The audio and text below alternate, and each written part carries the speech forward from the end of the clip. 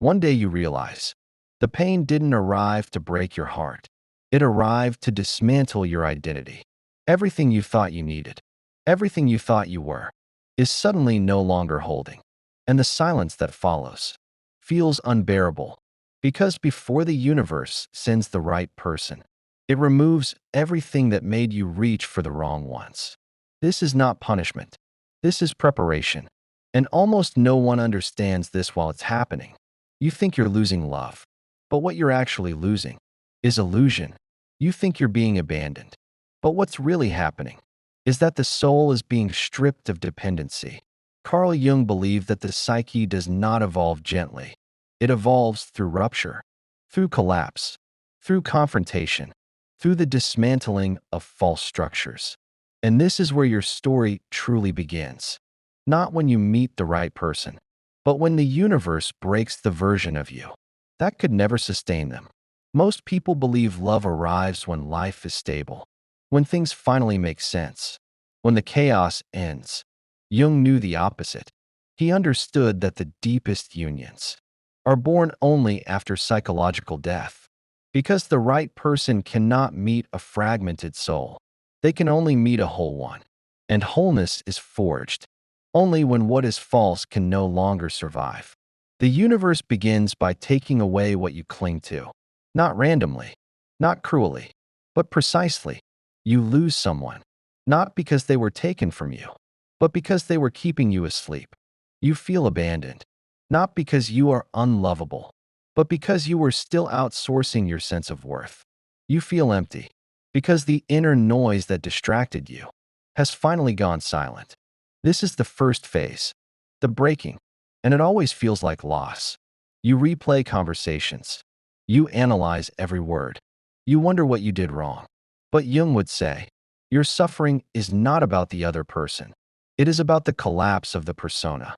The persona is the mask, the role you learn to play to be chosen, to be loved, to be needed. It is who you thought you had to be, in order not to be left.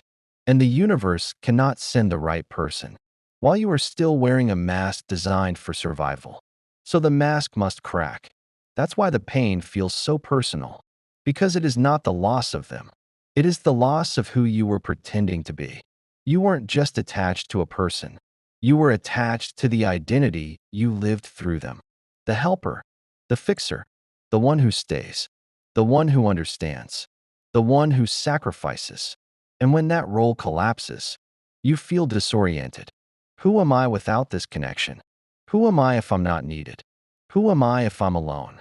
Jung called this moment the confrontation with the shadow. The shadow is not evil. It is everything you had to repress, to keep being accepted. Your anger, your boundaries, your selfish needs, your truth. And when the universe removes the person who benefited from your silence, your shadow rises. Suddenly, you feel emotions you weren't allowed to feel before. Rage, grief, resentment, relief. You judge yourself for it. But Jung would say, this is the psyche correcting itself. You cannot meet the right person while parts of you are still buried, because buried parts always control you from below. So the universe brings you to the ground. It isolates you, not because you are meant to suffer, but because separation is the only environment where truth can emerge. When you are alone, there is no one to mirror you, no one to distract you, no one to regulate your emotions for you. And this is terrifying, because most people have never truly been alone. They have been occupied, they have been attached, they have been distracted, but not alone. This is where the nervous system panics. You reach for your phone, you replay memories, you fantasize about reconciliation, not because the person was right, but because the psyche fears emptiness. Jung understood this fear deeply. He said that most people avoid individuation, not because it is painful, but because it requires solitude. And solitude removes all lies. In this phase, the universe is teaching you something brutal. If you cannot sit with yourself, you will always choose someone to escape yourself. That is why the wrong relationships appear first. They are anesthetics. They numb the deeper work. They give you connection without consciousness. intimacy without individuation. And the universe does not allow that forever. So it breaks the bond, not violently, but decisively. And you feel like you're unraveling. Your routines collapse. Your future fantasies die. Your identity dissolves. This is not depression. This is disidentification. You are no longer who you were, but you are not yet who you will become. Jung called this the liminal state, the space between deaths. And this is where people make a mistake. They rush to fill the void. They find someone new. They distract themselves. They spiritualize the pain prematurely. But the universe does not reward avoidance. It waits. It holds the silence. Because something inside you must be faced. The question is not, why did this happen? The question is, what part of me was living unconsciously? What part of me accepted less? Because I feared being alone. What part of me confused attachment with love? This phase exposes your patterns, not intellectually, but viscerally. You notice how easily you abandon yourself, how quickly you explain, how deeply you fear disapproval. And it hurts, because awareness always hurts before it heals. Jung believed that suffering becomes meaningful the moment it reveals truth. And here is the truth the universe is showing you. You were not ready for the right person because you were still fragmented, still seeking completion externally, still negotiating your worth. The right person does not complete you. They meet you, and you cannot be met if you are still hiding. So the universe dismantles your illusions. It removes the fantasy. It removes the dependency. It removes the emotional crutches. And you feel exposed, raw, unprotected. But this is the first moment. You are actually becoming real. The ego resists this because the ego wants comfort, predictability, control. But Jung said transformation begins when the ego can no longer maintain the old structure. So life applies pressure, loss, silence, distance, not to punish, but to force growth. You may feel like the universe is cruel, but look closer. The people who leave now could never walk with the person you are becoming. The attachments that dissolve now were never aligned with your future self. The pain you feel is proportional to the illusion being dismantled. And this is why the breaking phase is sacred, because it is the moment you stop bargaining with the universe. You stop chasing. You stop proving. You stop negotiating your value, not because you're healed, but because you're empty. And emptiness is the womb of transformation. Jung understood this paradox. He said that the soul grows downward first, into darkness, into confusion, into isolation, before it can rise. If you skip this descent, you repeat the same love in different bodies. If you avoid this pain, you meet the same lesson again. But if you stay, if you endure, if you allow the breaking, something inside you reorganizes. Your standards shift. Your nervous system recalibrates. Your attraction patterns change. You begin to feel repelled by what once felt familiar. That's not coincidence. That's integration beginning. You are no longer attracted to intensity because you are learning stability. You are no longer addicted to chaos because your psyche is craving coherence. And slowly, almost imperceptibly, you stop needing someone to validate your existence. This is when the universe knows the first gate has been passed, not because you are healed, but because you are no longer pretending. The breaking phase is not about becoming strong. It is about becoming honest. Honest about your wounds. Honest about your patterns. Honest about your shadow. And until this honesty is embodied, not spoken, not posted, but lived, the right person cannot appear because they would destabilize you or you would sabotage them. So the universe waits and you sit in the silence, thinking nothing is happening, but everything is. This is the moment. Your soul is being emptied so it can be refilled with truth. Something changes after the breaking. Not immediately, not dramatically, but subtly. You stop reaching for what hurt you, not because you are healed, but because something inside you is tired. Tired of repeating, tired of hoping, tired of shrinking. This is the phase most people misunderstand. They think nothing is happening. They think the universe has gone silent. But Jung knew this silence is not emptiness. It is reorganization. After the collapse comes withdrawal, not isolation forced by circumstance, but withdrawal initiated by the psyche. You feel less interested in explaining yourself, less willing to chase clarity, less motivated to re-enter familiar dynamics. And this confuses you, because for so long, your identity was built on engagement, responding, fixing, holding space, being available. Now, those impulses weaken, and with that weakening, a new discomfort appears. Guilt. You wonder if you're becoming cold, if you're giving up, if you're closing your heart. But Jung would say, this withdrawal is not avoidance. It is containment. Your psychic energy, which was once leaking everywhere, is being pulled inward. For the first time, your system is prioritizing preservation over performance. This is not selfishness. It is maturation. The universe is teaching you a new posture, one where love is not earned through exhaustion, one where connection does not require self-erasure. But before this posture stabilizes, you must sit with something very uncomfortable: your unmet needs. During the breaking, they were hidden by pain. Now, they rise. You realize how often you tolerated emotional inconsistency, how often you rationalized neglect, how often you silenced your intuition. And this realization hurts, not because of what others did, but because of what you allowed. This is where shame tries to enter. You replay moments, thinking, how did I not see this? Why did I stay? But Jung warned against this trap. He believed that unconsciousness is not a moral failure. It is a developmental stage you could not see before, because you were not yet equipped. And the universe does not punish ignorance. It corrects it. That correction feels like loneliness. Not the loneliness of abandonment, but the loneliness of no longer betraying yourself. This is a very specific solitude. You are no longer distracted by the emotional needs of others, but you have not yet learned how to fully meet your own.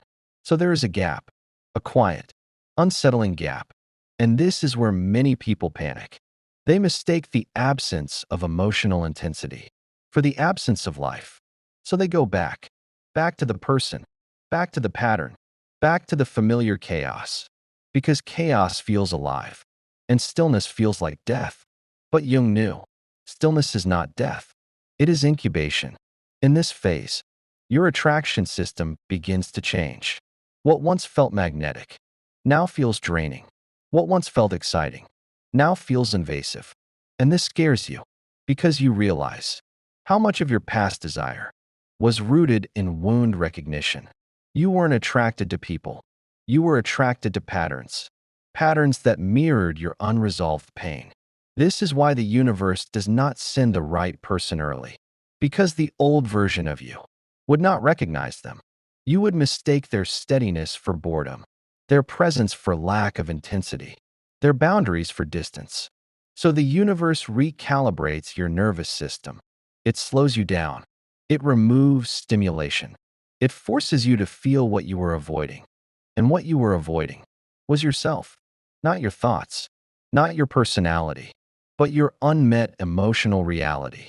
This is when dreams intensify, memories surface, old wounds reappear, childhood emotions resurface. Jung believed this was the unconscious, attempting integration. You are being shown where your attachment style was formed, where your fear of abandonment originated, where your need to be chosen began. And this is painful because it dissolves the fantasy. You can no longer blame fate, or timing, or bad luck. You begin to see the pattern, and with pattern recognition comes responsibility, not blame, responsibility. The responsibility to stop abandoning yourself in order to be loved. This is the true initiation. The moment you realize no one is coming to save you. And strangely, this realization does not crush you. It stabilizes you. Because if no one is coming to save you, then you are no longer waiting.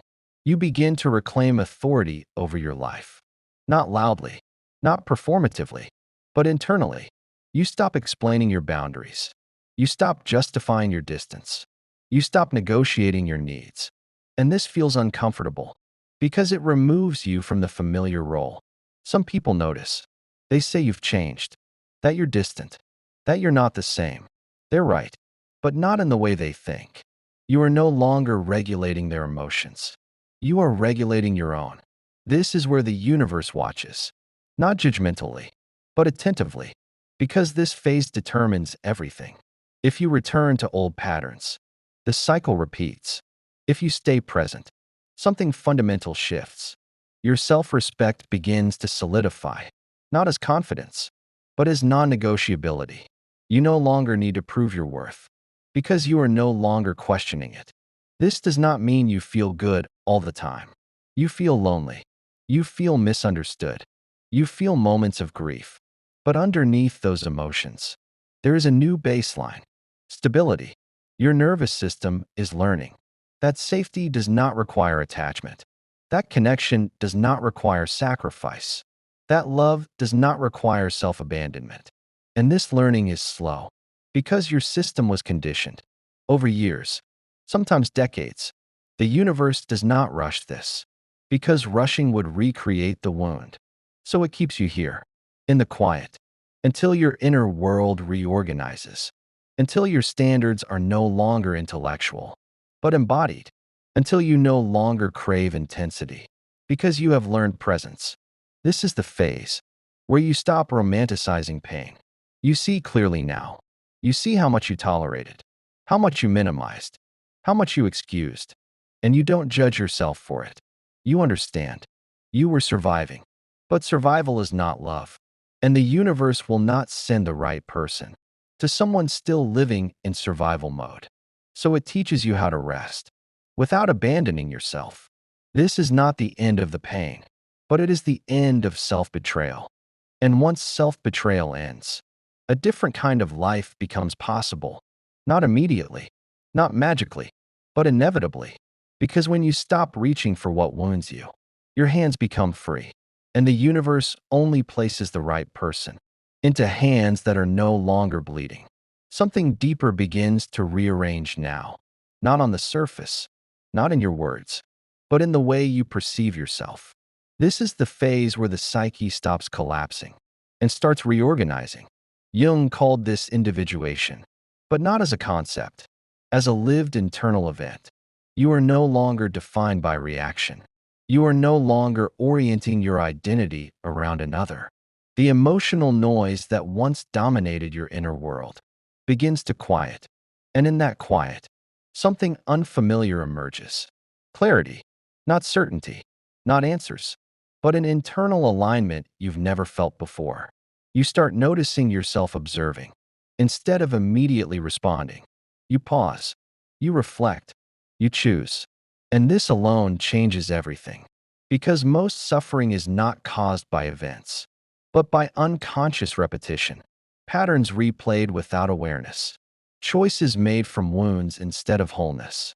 Now, you see the pattern, not just in others, but in yourself. You recognize how your attachment once operated, how your fear once dictated your boundaries, how your longing once shaped your standards. And instead of judging these realizations, you integrate them. This is critical. Integration does not mean rejecting who you were. It means absorbing the lesson without dragging the wound forward. Jung believed that what is not integrated is repeated, and what is integrated becomes wisdom. This is where your shadow changes form. Earlier, the shadow felt overwhelming, angry, raw. Now, it becomes informative. You understand your anger. Instead of being consumed by it, you understand your jealousy. Instead of acting it out, you understand your need for connection without surrendering yourself to it. This is psychological adulthood, and it is rare because it requires something most people avoid: responsibility without self-punishment. You stop blaming others, not because they were innocent, but because blame keeps you psychologically tied to them. You also stop blaming yourself because shame freezes growth. Instead, you see the dynamic. You see how two unconscious systems interacted. and how yours is now changing. This is liberation. Not dramatic, not euphoric, but stable. Your emotional reactions become less extreme. Your inner world becomes less volatile. You are no longer pulled into fantasies about the future or haunted by the past. You are here, and being here feels strangely powerful because presence dissolves illusion. This is when your standards transform, not because you know what you want, but because your nervous system no longer tolerates what it once normalized. You don't need to list deal breakers. Your body recognizes misalignment immediately. Your intuition sharpens, not in a mystical sense, but in a grounded one. You sense when something is off, and you trust it. Before, you overrode that voice because you feared loss. Now, loss no longer terrifies you because you have already lost and survived. This survival rewired you. You realized that abandonment did not destroy you. It clarified you. This realization changes how you relate to people. You no longer rush intimacy. You allow connection to unfold. You no longer confuse attention with interest or intensity with depth. You listen more. You speak less, not out of fear, but out of discernment. This is the quiet confidence Jung described, when the ego stops trying to control outcomes and allows the self to lead. The self, not the personality, not the wounded identity, but the organizing center of your psyche. You feel guided now, not by desire, but by resonance. You are drawn to people who feel calm, not chaotic, to conversations that feel real, not performative, to spaces where you don't have to explain yourself or prove your worth. This is not coincidence. This is alignment. The universe responds to alignment, not longing. When you are fragmented, you attract fragments. When you are whole, you attract wholeness. But wholeness does not seek. It allows. This is a subtle shift, but a profound one. You stop searching for the one and start living as someone who is no longer looking to be completed. This does not make you closed.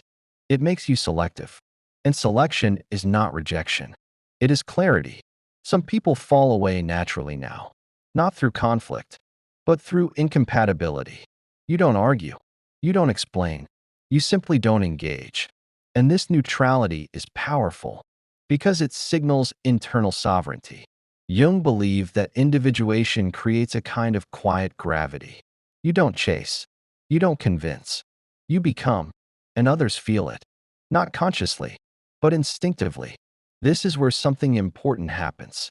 You stop fearing solitude, because solitude no longer feels empty. It feels full, full of yourself. This is the moment.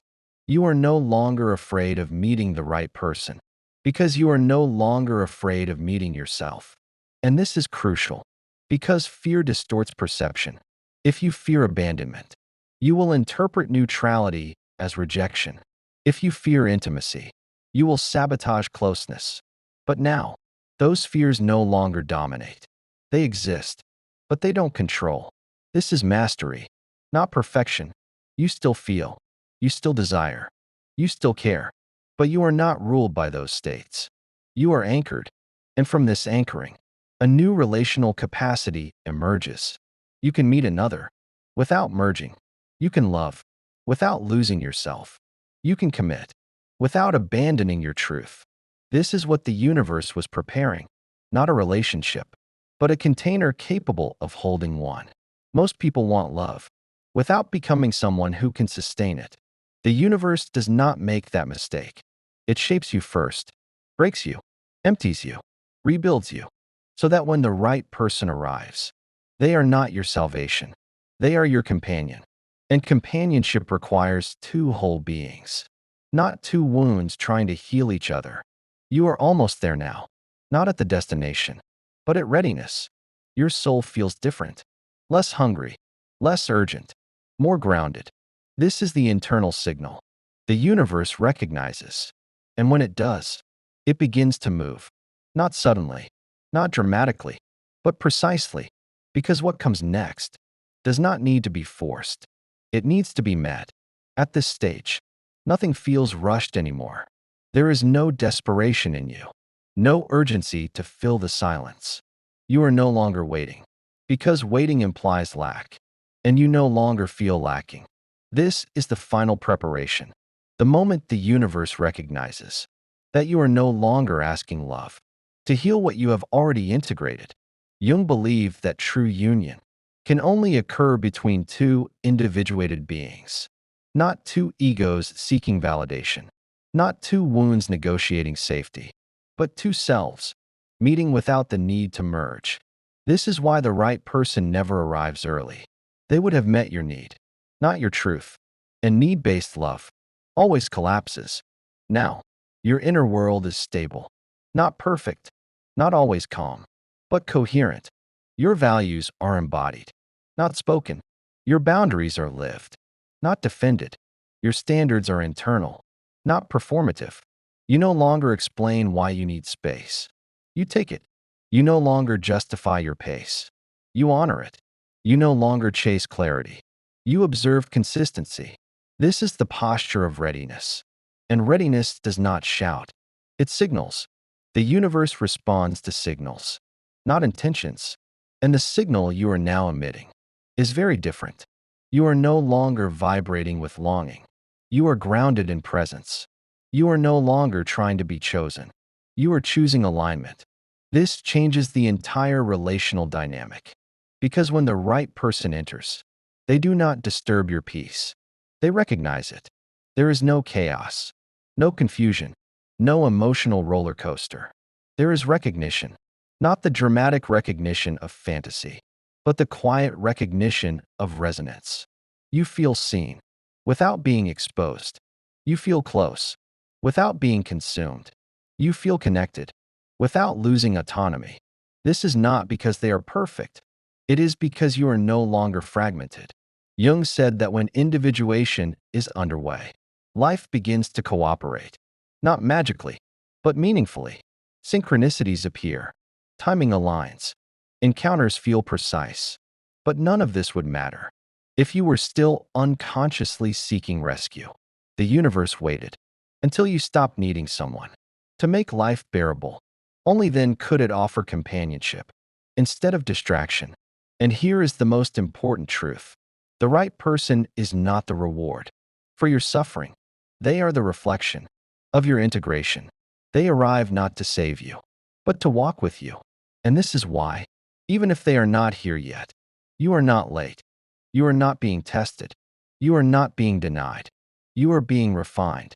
Every phase you endured, the breaking, the withdrawal, the reconfiguration, was not about love. It was about capacity. Your capacity to remain present. Your capacity to choose consciously. Your capacity to love without self-erasure. And if you are listening to this, feeling both calm and unsettled, that is a sign. It means your old identity cannot fully return, and your new one is still settling. Stay there. Do not rush. The universe does not send the right person to someone who is impatient. It sends them to someone who can hold them. This is your work now. Not searching, not proving, not explaining, but living in alignment, even when no one is watching. Because the moment you do that, you are no longer preparing. You are ready. And readiness is quiet. If this resonated with you, if you recognized yourself in this transformation, pause for a moment, breathe, and acknowledge how far you've come. Then let your presence speak. Leave a comment, not to explain, but to affirm. Right, I am ready. And if you want to continue this journey of individuation, shadow integration, and psychological clarity, subscribe to Inner Phoria, not for motivation, but for depth.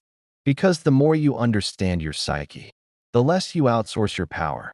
And remember, love does not arrive to complete you. It arrives to meet you only when you are whole.